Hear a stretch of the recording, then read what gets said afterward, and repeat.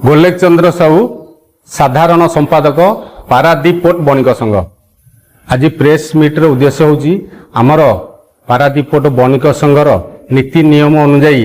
गत अगस्ट 15 तारिख ये 2026 रे आमर जो साधारण बैठक डका जाइथिला उक्त साधारण बैठक रे आमर व्यवसायी जो माने व्यवसायी संघर सदस्य समस्त उपस्थिति रे आम कार्यकर्ता माने सभा कार्य चलैथिला समय रे यही समय किछि प्रायोजित पूर्वतन सभापति जे कि संतोष कुमार पट्टनायक जी की दीर्घ 17 वर्ष धरी आम पारादीप पोर्ट बणिक संघ को निज अख्तियार जोर जबरदस्त बलपूर्वक रखिथिले एवं 17 वर्ष मध्य केबे भी थरे निर्वाचन करिनांती, केबे भी थरे आय व्यय हिसाब देइनांती, केबे भी थरे जनरल बॉडी मीटिंग भी डाकी नथिले। किंतु तांकर अनुगत किछि जो माने आमे जेतेबेले 17 वर्ष परे बणिक संघर को तांको हटेया पई अब्याहति देवाई आमर निज संघ को दखल करने समस्त व्यवसायी मैंने एकजुट हेले एवं एकजुट हो निष्पत्ति नेले जे नाई आम अन्याय विरुद्ध में स्वरोत्तोलन करूँ, अन्याय विरुद्ध में लड़ू और से निष्पत्ति नहीं 2024 अगस्ट 15 तारिख दिन एकत्रित हो निष्पत्ति नेले एवं श्रीयुक्त क्षीरोद चंद्र स्वाई को सभापति भाव में निर्वाचित करी कार्याधार आरंभ करिया समय रे श्री संतोष कुमार पट्टनायक चंचकता करी तांकर किछि अनुगत मान को धरी पूजों कोर्ट रे एक केस करी प्रतिबंधक लगाइले, जहा द्वारा कि आमे दखल नवा पई प्रवेश करिया पई बणिक संघ रे 4 मास समय लगिला एवं डिसेंबर 11 2024 रे मान्यवर कोर्ट आदेश क्रमे श्रीयुक्त क्षीरोद चंद्र स्वाई सभापति भाव में दायित्व ग्रहण कले। से दिन टू कार्यकला आमर सठिक ढंग रे चलुथिबा समय रे आमर गोटे वर्ष अतिक्रांत परे 2025 अगस्ट 15 साधारण बैठक पूर्व आमर जो जनरल बॉडी बसे, जनरल बॉडी बसी निष्पत्ति नेले जे क्षीरोद चंद्र स्वाई को आम उपदेष्टा पदवी रे बसैबा एवं जी थिले आमर साधारण संपादक जनरल सेक्रेटरी अम्य कुमार पाणी महोदय को आम सभापति करवा। तेणु से एक्जिक्यूटिव बॉडी निष्पत्ति अनुजाई एजेंडा अनुजाई कार्यक्रम मान स्थिर करा जाई समस्त विषय रे पुंखानुपुंख आलोचना करा जाई। 2025 अगस्ट 15 अम्य क्षीरोद स्वाई तांकर दायित्व हस्तांतर कले एवं अम्य कुमार पाणी सभापति दायित्व ग्रहण कले एवं आमर यह मध्य आपण मैंने जानवे 2 वर्ष दायित्व नवा भितर आमर माँकर 2टी वार्षिक उत्सव प्रतिष्ठा दिवस माँकर गोटे दुर्गा पूजा जहाँकि सठिक भाव में श्रृंखलित भाव में माँ रीतिनीति अनुजाई आमर सब सभ्य मान सहयोग आम सुचारू रूपे श्रृंखलित भाव में समापन करथिबा समय रे एवं गत अगस्ट 10 तारिख दिन आमर एक्जिक्यूटिव बॉडी बसी आम एजेंडा प्रस्तुत करी एक साधारण बैठक रे जहाँ आलोचना हम से एजेंडा अनुजाई आलोचना करुवा समय से संतोष पट्टनायक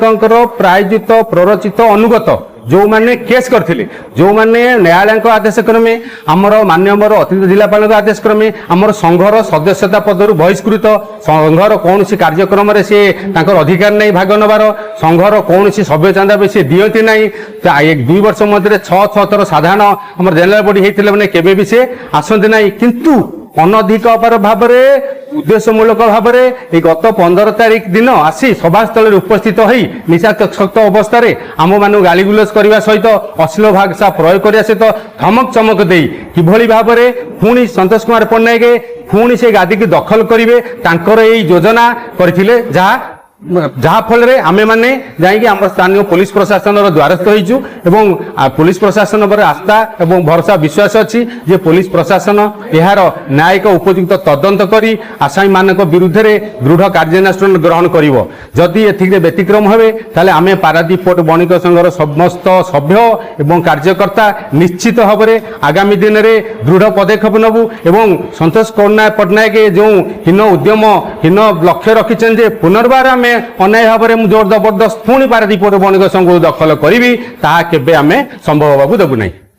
खाली सेतिकी नुह पारादीप पोर्ट अथॉरिटी तरफ पारादीप आमर व्यवसायी मानकर गृहर जो भड़ा वृद्धि कराइला हयतो घर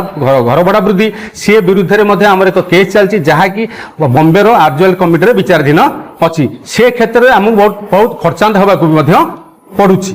यही जो घटना घटिला एथुर अनुमेय निश्चित भाव में स्पष्ट यही माने ही अनुगत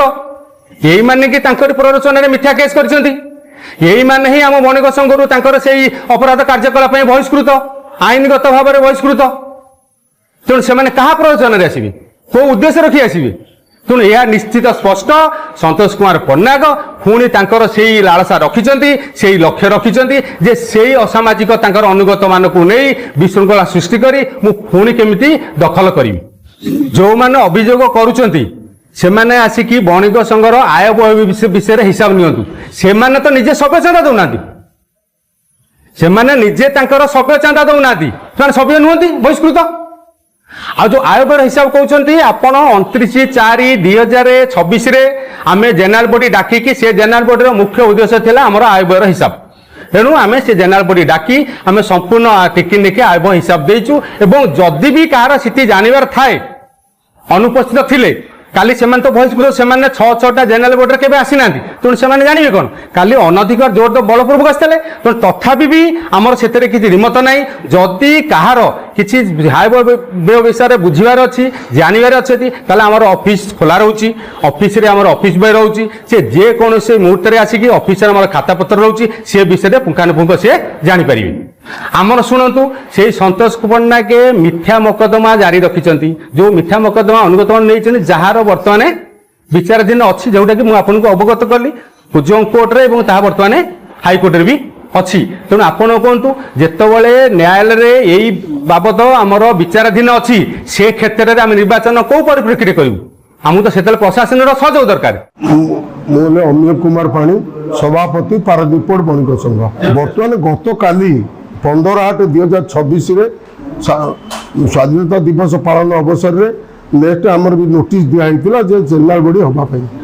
जेनेराल बॉडी आमर जमी हाँ कथा यथा रीतिनीति बणिक संघर नियम कानून अनुजाई आम जेनेराल बॉडी डाकी जेनेराल बॉडी समय किछि जो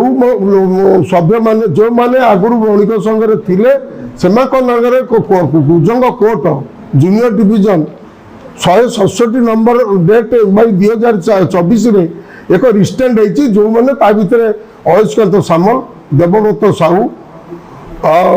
सूर्य कुमार साहू राजेंद्र बल एवं सांगे युधिष्ठिर लेंका एम रिस्टेंड अच्छा कोर्ट बल से केस फल्स केस बणिक संघ बाइल अनुसार कलेक्टर एडीएम आम जेनेराल बॉडी अनुजाई अप्रूव करके चिठी माने ऑफिस ऑर्डर कर बहिष्कृत शब्द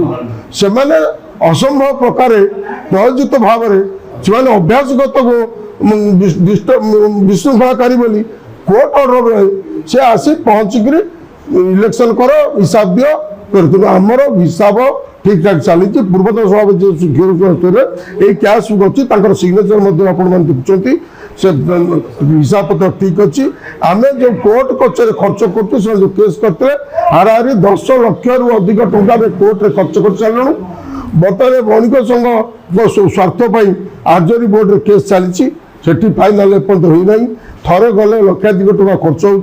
तेणु ये जो गले 8 लाख टंकार भार बणिक संघ जो ऑफिस बिल्डिंग नीलाम कर दे जाते आम से पैसा 7.5 लाख टका जो पूर्व कमिटी नीलाम करके जाते पैसा डिपोजिट कर 31 कार्यकाल सरुला आम बाध्य धार उधार कर मेम्बर माने कि आमर जो करणकर्ता पैसा दे आम 7.5 लाख टका कोर्ट डिपोजिट कलु प्लस जो मंदिर परिचालन जो कर्म स्टाफ मैंने अच्छा तो पेमेंट बिजनेस करते आम 50,000 टका हाथ आदा कर आम संस्था ठीक भाव चली मेम्बर मैंने जो मेम्बर फी 20 टका 50 टका 50 टका विशेष आदाय ये 10 लाख टका केस खर्च हेले भी आम गोटे टका बणिक संघ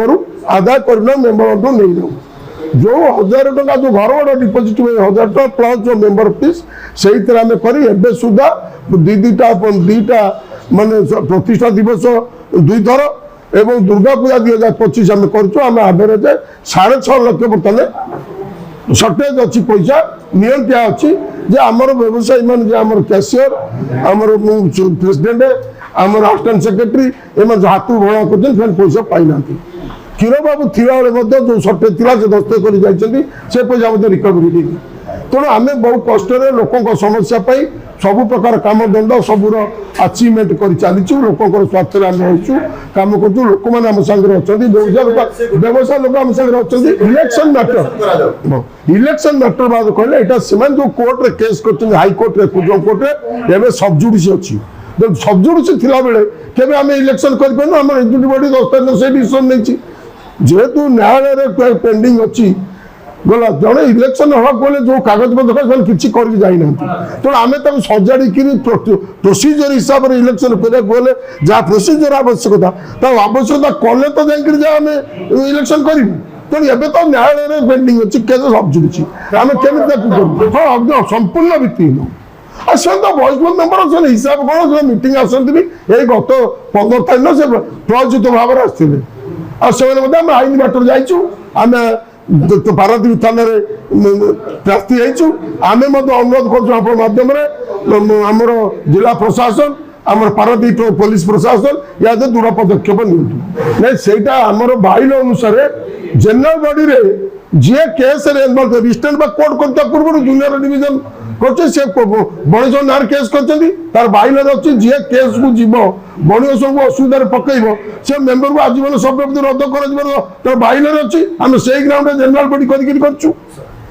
ତେଣୁ ଯାହା ନିୟମ କାନୁନ ହବା କଥା କରି କଲେକ୍ଟର ମଧ୍ୟ ଆପ୍ରୁଭ୍ କରିଛନ୍ତି। କୁଜ କୋର୍ଟ ଜଜ୍ ମଧ୍ୟ ତାଙ୍କୁ ରିଷ୍ଟେଣ୍ଟ କରିଛନ୍ତି। ତେଣୁ ସେ ଜୋର ଜବରଦସ୍ତି ସେମାନେ ଅଭ୍ୟାସଗତ